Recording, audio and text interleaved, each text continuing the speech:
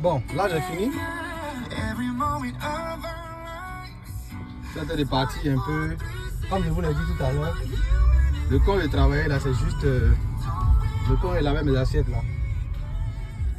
C'est juste derrière la route ici. Donc, je vais aller faire un tour là-bas rapidement pour vous montrer un peu. Bon, ça, comme je vous l'ai dit, c'est une zone très dangereuse. C'est calme comme ça. Mais ça s'appelle Campbellton Road. Il y a toujours la police quelque part.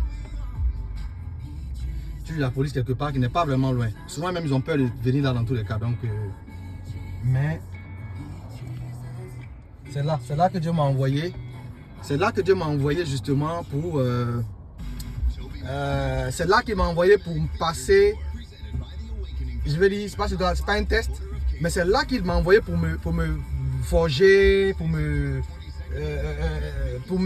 faire passer dans le feu en quelque sorte. Voilà, c'est là, c'est ici. Je ne suis pas un dieu, hein, mais ici là, ça m'a beaucoup formé. Cet endroit m'a beaucoup formé. Si vous avez entendu, tout à l'heure quand je truc, le gars à la caisse là, il a été menacé tout à l'heure que s'il finit, ils vont lui faire du mal. Parce que il a refusé de donner crédit à quelqu'un. Et c'est des choses qui me sont arrivées par le passé. Quand tu refuses de donner crédit à quelqu'un ici, il te menace. Ça, c'est la police qui est juste là, non loin donc.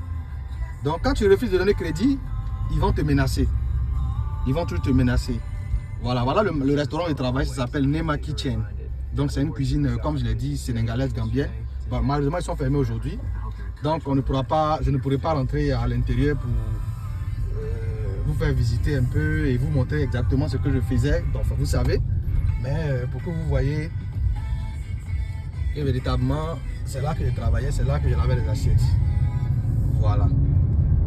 Donc, ça c'est le quartier encore une fois de plus. Campbellton Road.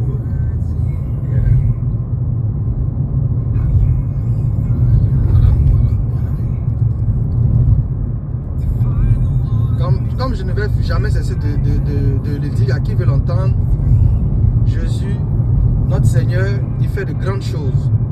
Il fait de grandes choses pour ses enfants, que nous sommes pour tout le monde d'ailleurs. Voilà, parce que j'estime que toutes les personnes qui sont en vie aujourd'hui, c'est parce que notre Seigneur a bien voulu nous réveiller ce matin. Il peut arracher le sou de vie à qui il veut, quand il veut. Voilà, quand il a encore un plan avec nous, quand il a encore quelque chose à faire avec nous, voilà, il nous maintient en vie. Alors, ce qui s'est passé, pour revenir à ma petite histoire, là, à cet endroit-là, j'étais là-bas, je travaillais et tous les jours, j'avais des menaces des gens. Parce que moi, j'étais arrivé, je ne connaissais pas le coin. Et quand on m'insultait, je répondais tout de suite. Quand tu m'insultes, je réponds. Et ça, c'est ce qu'eux, ils ne supportent pas ici. C'est-à-dire quand ils t'insultent, il faut te taire. Voilà. Donc moi, je répondais aux gens et tout. Une fois, il y a quelqu'un qui m'a menacé, qui a menacé de me faire du mal quand j'allais descendre. Après le travail. Je lui ai dit, il n'y a pas de problème. Il a dit qu'il allait me frapper et tout ça. Un gars bien costaud. Mais bon, ça, c'était mal connu de ma bouche aussi. Hein. Alors, moi, j'ai répondu tout de suite qu'il n'y a même pas de problème. Quand tu finis, on se prend. Vous voyez? Bien que quand tu regardes le gars, sa corpulence, tout ça, tu sais qu'il va me faire du mal. Mais ça, c'est mal me connaître. Donc, j'ai attendu jusqu'à la fin. De mon shift. Il m'attendait. Moi, je croyais qu'il s'amusait. Mais non. Lui, il ne s'amusait pas. Lui, il m'a attendu. Et il est venu.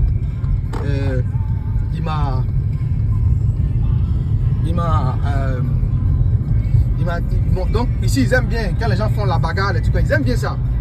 Donc ce qu'ils ont fait, c'est qu'ils nous ont entourés. Ils ont dit wow, je dis pas là, c'est gâté, on va voir l'Africain pas. Donc moi aussi, comme j'ai la grande gueule, j'ai dit au gars, mais quand tu vois le gars, il allait me faire du mal. Hein. J'ai dit au gars que quand il va me toucher là, c'est fini pour lui comme ça. Donc il a pris peur parce qu'il s'est dit oh ce gars, c'est un Africain, peut-être qu'il a médicaments, tout ça. Alors que rien de tout ça mon frère. C'est ma bouche seulement que j'ai pour me défendre. Donc j'ai comme ça tchatché. Et le gars a pris peur, le gars m'a lâché. Le gars est parti. J'ai pris mon bûche dans la maison. J'ai dit ouf, merci Seigneur. Mais si je te mettais dessus là, il allait se battre, véritablement et certainement me casser la gueule. Vous voyez?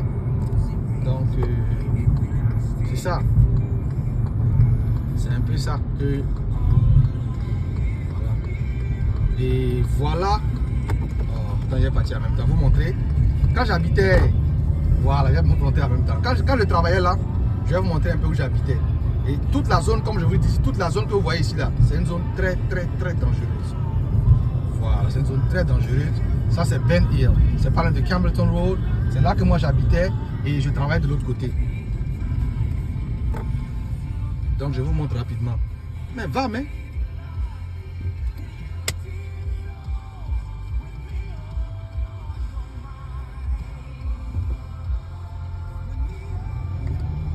Alors. Donc ça c'est là, il y a d'autres stations là, ici il y a toujours des tirs. Bon, vous voyez qu'il y a la police même qui est là dans tous les cas. Parce que la police est déjà là. Parce que il y a toujours quelque chose qui se passe ici. Il y a toujours, sur cette station service que vous voyez là, il y a toujours des tirs. Toujours des tirs. Voilà.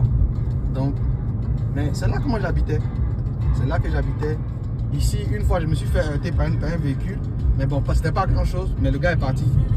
Voilà. Le gars est parti juste là. Voilà. Et voilà où j'habitais. C'est là que la femme a trouvé la chambre.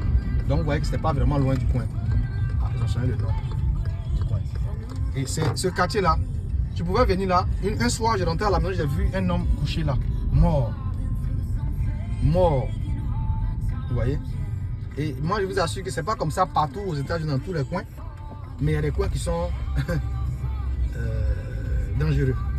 Véritablement. Donc j'ai habité d'abord dans un premier temps.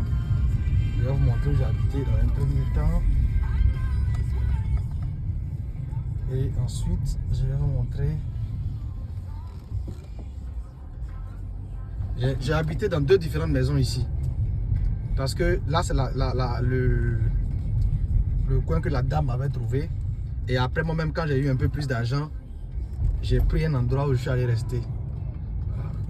J'ai pris un endroit où je suis allé rester parce que là après je m'étais marié, mais ça c'est un autre chapitre. J'ai pu me marier avec une femme ici et voilà. J'habitais ici au V7. J'habitais là, c'est là que j'habitais. J'ai pas envie de mettre la caméra sur les gens ici parce que mon cher, ici là, si tu veux faire, faut bien faire des. Il y a rien en pistolet. Yeah, les gens ont pistolet, donc il faut faire attention ici. Si je filme trop, ça peut devenir problème. Yeah.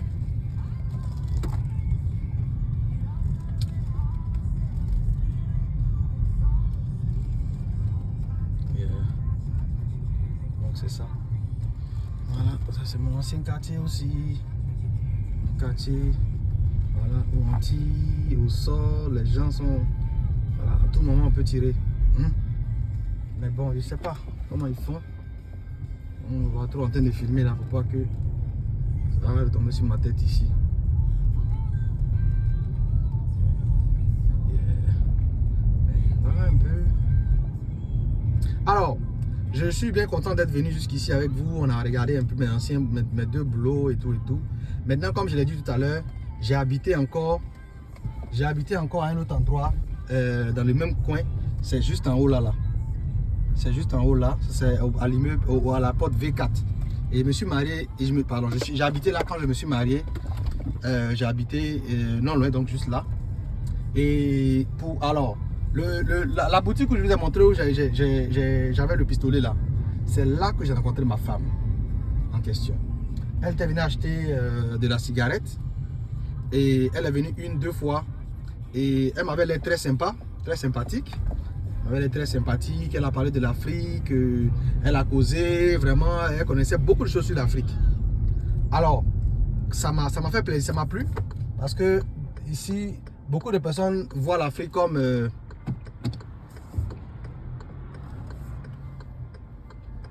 beaucoup de personnes voient l'Afrique comme... vraiment, ils nous dénigrent par moment, des trucs comme ça. Et elle savait apparemment beaucoup de choses sur l'Afrique. Sur l'Égypte, sur l'Éthiopie et plein de choses, l'Afrique, le Nigeria et tout l'ensemble. Et ça m'a vraiment impressionné. Et elle a promis, elle a dit qu'elle allait m'inviter dans un club africain pour qu'on aille un peu s'amuser. Voilà.